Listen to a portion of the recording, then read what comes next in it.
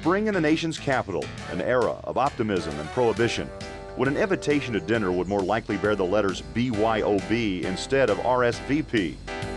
A year in which the then Washington Senators would go on to win the World Series. In the German Republic, President Ebert was feeling the pressure from communists on the left and a man named Hitler on the right.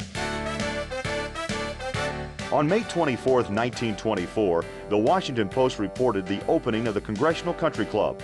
With a reception for the President and Mrs. Coolidge, the Post reported, the Congressional Country Club was formally opened last night. A receiving line which lasted 4 hours preceded a buffet dinner. Many distinguished members of the district's Cosmopolitan Society attended, including Secretary of State Charles Evan Hughes, Secretary of the Treasury Andrew Mellon, and Chief Justice William Howard Taft. Dancing followed dinner as the Navy Band and a section of Meyer Davis's Les Paradis Orchestra played into the night. The newspapers later estimated that 7,000 people had attended the opening gala. The aim of the founders of the club was to create a national institution, a place where business and political leaders from across the country could come together in a neutral setting for the free exchange of ideas. The sale of $1,000 life memberships to people of prominence across the nation was intended to create the dialogue between leaders that the founders had envisioned. It was also designed to provide the club with the necessary capital to finance construction of the course and clubhouse. By the first membership meeting, the club had 427 life members whose names read like the who's who of America's social, industrial, and financial worlds. Devereaux Emmett of New York City was hired as course architect at a salary of $150 per month. He fulfilled his promise to have 18 holes ready by June of 1923. However, from the beginning, the club's literature promised a 36-hole facility, which was finally completed in 1979.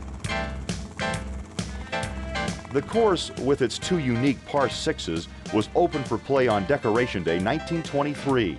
An old farmhouse near the present Second Fairway was converted into a temporary clubhouse while the new one was being constructed. James Crabb was hired as the first golf professional on January 20th, 1923.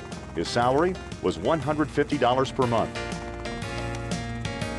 Green fees for visitors were $1 for weekdays and $2 for weekends and holidays. By the end of 1923, the club had 521 active and 605 life members. Construction of the $400,000 permanent clubhouse was said to be 93% completed at the annual meeting in December. Difficulty set in early in 1924. The contractor was unable to pay his workforce, so work was suspended for a time on the clubhouse. The board of directors encountered other financial troubles as well. The club was too far from Washington, D.C., and many of the local residents lacked the resources for initiation fees and dues. This was especially true following the stock market crash of 1929 and the depression that followed. The club struggled through those dark years. In 1938, club president Theodore Grape mounted a vigorous rental and membership drive. That year, the club posted a profit of almost $16,000 on operations and $8,200 in initiation fee. By 1939, however, the threat of mortgage default loomed large as operating expenses mounted and revenue fell.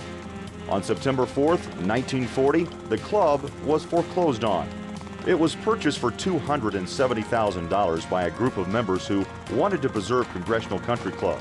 After the ensuing financial restructuring, members felt optimistic that the club had survived the worst, and now things were on an even keel. The approaching war would change all that.